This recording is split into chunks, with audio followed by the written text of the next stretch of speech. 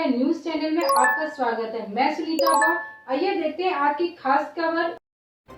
भावरकोल सन 1971 के भारत पाक युद्ध में शहीद पंडित रामचंद्र मिश्रा के 39वें शहादत दिवस पर उनके पैतृक गांव रेवसड़ा में क्षेत्रवासियों ने आयोजित श्रद्धांजलि सभा में श्रद्धा सुमन अर्पित की। इस मौके पर वक्ताओं ने उनके शौर्य एवं वीरता की चर्चा की। कार्यक्रम का शुभारंभ शहीद की धर्मपत्नी इंद्रावती देवी व मुख्य अतिथि डॉक्टर सानंद सिंह के उनके तैल चित्र पर माल्यार्पण एवं दीप प्रज्वलित करके किया। इस मौके पर डॉक्टर सानंद ने कहा कि शहीद हमारे अमूल्य धरोहर है, इनकी कुर्बानी को देश कभी भुला नहीं सकेगा। उनकी शहादत आने वाली पीढ़ियों के लिए हमेशा ही। ये भी कहा कि समाज व देश के भला के लिए कोई रास्ता चुनना होगा। उन्होंने कहा कि पर्यावरण जागरूकता के साथ अमर शहीदों को सम्मानित करने का मैंने संकल्प लिया है। ये परिवार कोई मामूली परिवार नहीं है। कहा जब तक देश की अस्मिता पर संकट आया तब तक हमारे देश के हर वर्ग, हर जाति, हर समाज के लोगों ने अपने शहादत दी की।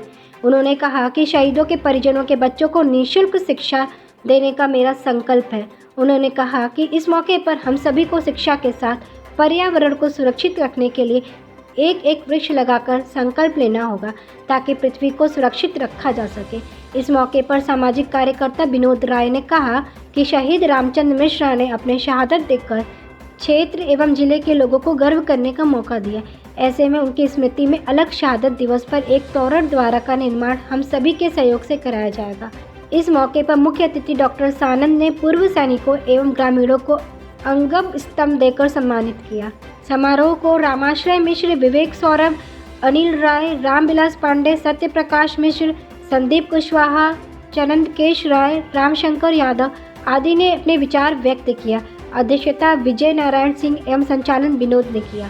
राय जी, मनीष राय जी, खूबसूरत संचालन कर रहे आदरणीय विनोद राय जी, राम। पूरे जिले में अमर शहीदों के घर जाते हैं, उनके परिजनों से मिलते हैं, उनका सहयोग करते हैं। यह विचार आपके मन में कैसे आए? मेरे पूज्य पिता कर्मवीर Satyadev Singh Satyadev group of colleges Ghazipur के संस्थापक रहे हैं। हम दो भाई हैं। संयोग और ईश्वर की कृपा है कि दोनों ही प्रोफेसर हैं, शिक्षा के क्षेत्र में काम करते हैं। और उन्होंने एक सीख दी है कि समाज में वो लोग जो देश सेवा के लिए शहीद होते हैं उन्हें हमें कभी भी नहीं भूलना चाहिए, क्योंकि असली भारत का जो हक है उन्हीं की वजह से भारत जिंदा है। जब देश हमारा नहीं बना था या देश गुलाम था तो तत्कालीन समयों में स्वाधीनता सेनानियों ने इस देश की रक्षा की, इसको आजाद कराया।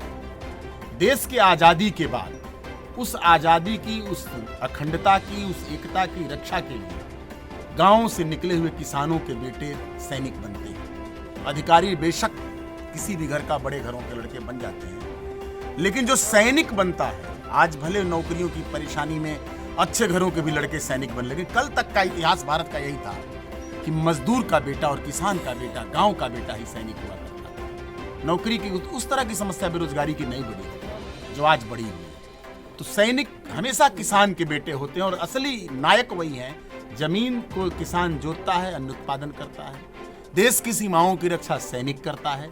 इन दोनों का सम्मान, इसी सम्मान को देखते हुए भारत के पूर्व प्रधानमंत्री ने जय जवान और जय किसान का नारा दिया था।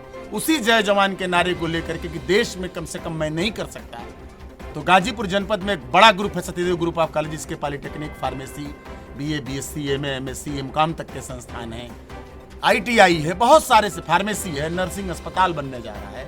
तो बहुत सारे डायमेंशंस में हम लोग काम कर रहे हैं। ज़्यादा तो नहीं किया जा सकता, लेकिन उन परिवारों में जाकर के कम से कम पंडित रामचंद्र मिश्र जी के परिवार में आए, उनके घर का कोई बेटा बेटी पढ़ाई के लिए बनारस जा रहा हो या पैसे की समस्या आ रही, कुछ दिक्कत है, तो उनके परिवार में जब हम घुले मिलेंगे, बात करेंगे, तो इनको भी लगेगा कि लगता है कि मेरे पिता या बाबा इतने बड़े थे कि कोई स्कूल वाला स्वयं आता है कि हमारे यहाँ पढ़िए।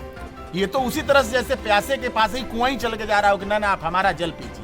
मैं तैयार हूँ, सत्यदेव कॉलेज तैयार है कि शहीदों के परिवारों के बच्चों को सत्यदेव ग्रुप ऑफ कॉलेजेस के शिक्षण संस्थाओं में शिक्षण की पूरी व्यवस्था की जाएगी। उनके पास अगर पैसा रहेगा फीस दे देंगे, नहीं रहेगा नहीं देंगे। पूरा कॉलेज उनकी फीस जमा करेगा और उनको अंतिम शिक्षा जहां तक कॉलेज बना है वहां तक पढ़ाएगा। इसी मन मकसद को अपने पूज्य पिता के द्वारा दिए गए सीख को लेकर के हम चले हैं और गाजीपुर जनपद के उन अमर शहीदों के परिवारों की चौखटों तक जाते हैं। शिक्षा के क्षेत्र में इस जिले में आपने बहुत बड़ा काम किया है, जिसकी चर्चा चहुमुर हो रही है।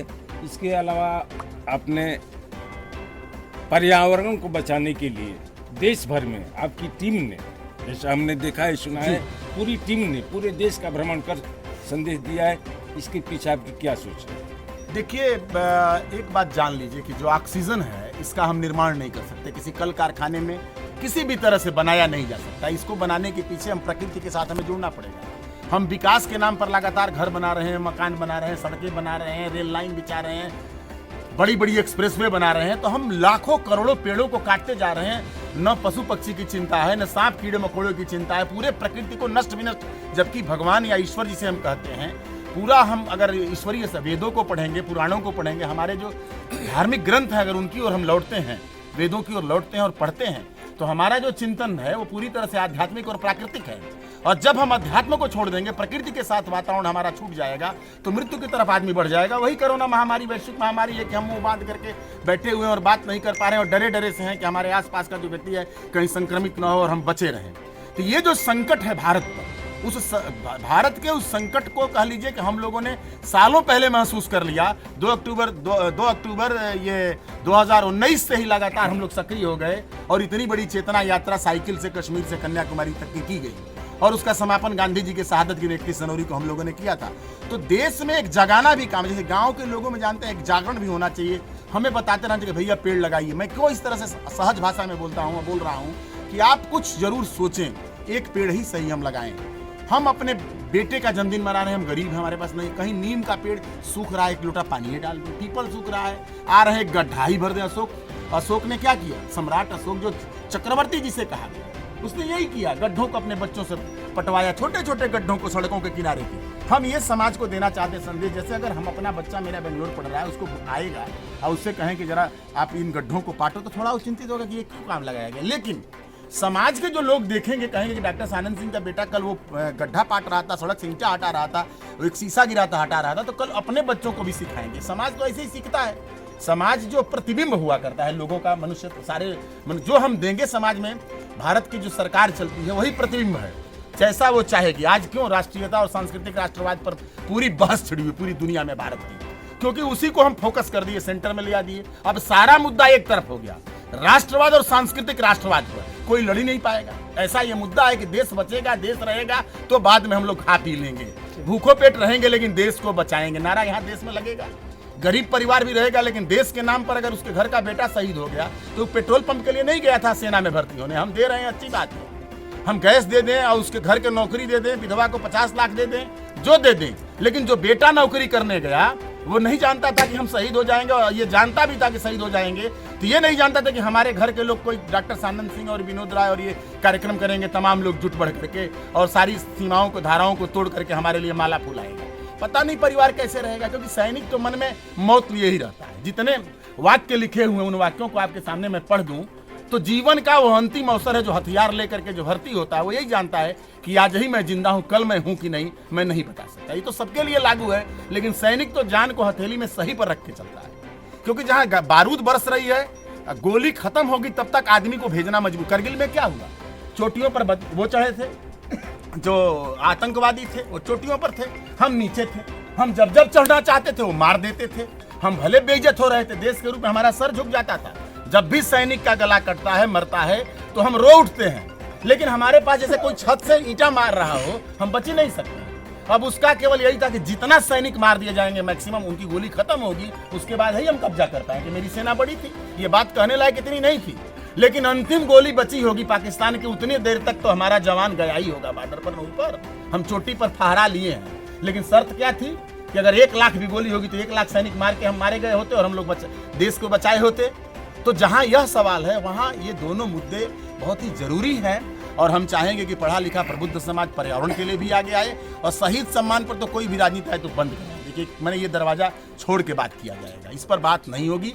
आप सब लोग प्रबुद्ध लोग हैं, हम सभी लोग हैं, कोई आदमी को अड़चन होगी तो उसका पैर भी पकड़ा जाएगा चल के, भैया ये पंडित जी का परिवार नहीं है केवल, जो आप इसको और छोटे छोटे वस्तु क्या पा जाएंगे, आप नौकरी कर लीजिए, चलिए कहीं लगवा दिया जाता है। लेकिन अगर ये काम कर ही दिया है, परिवार को मिल गया है, तो बिना बहस चलना चाहिए। देश में बहुत कुछ चलता है, ये चलने दीजिए जो पंडित रामचंद्र मिश्र के नाम पर। धन्यवाद। यही आप सबसे आग्रह है।